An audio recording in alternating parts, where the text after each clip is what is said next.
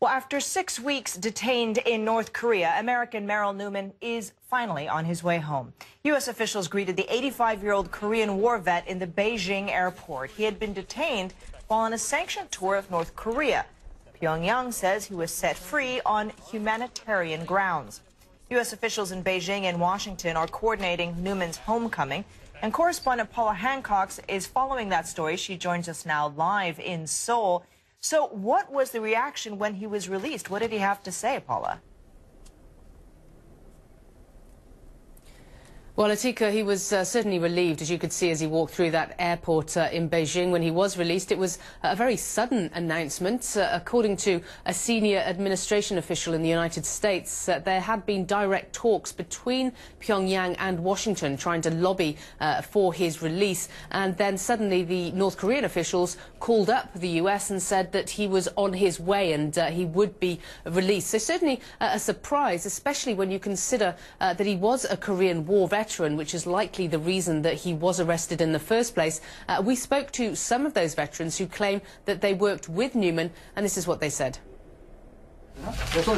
Putting on military fatigues in a rundown office in Seoul, former members of the so-called Kuol partisans talk about the Korean War.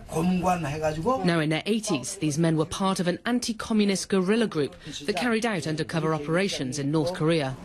They say the released American citizen Merrill E. Newman was one of their leaders. Newman used to send down orders to us, this veteran tells me, indicating which island to infiltrate and occupy. Then we used to work on combined operations.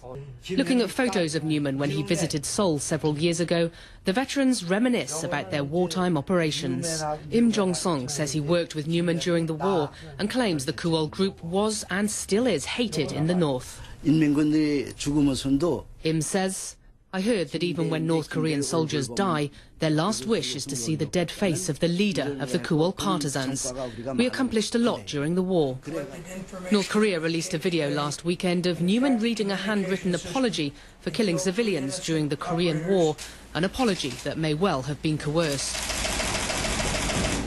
A clearly relieved-looking Newman travelled through Beijing on his way home Saturday, mentioning nothing of his past. I'm very glad to be on my way home, and I appreciate the tolerance that DPRK government has given to me to be on my way.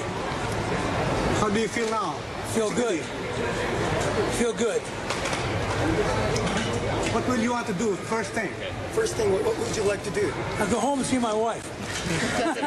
US Vice President Joe Biden paid respect Saturday to American soldiers who died during the Korean War. He mentioned a second US citizen still imprisoned in North Korea.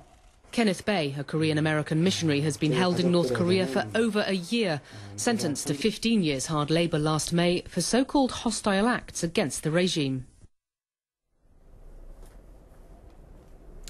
The Bae's family issued a statement and they welcomed Newman's release, but they also said that they hoped that Kenneth Bae would be next. At this point, he's been in prison and in hospital over there with health conditions for more than a year. He's the longest-serving American prisoner in North Korea since the Korean War.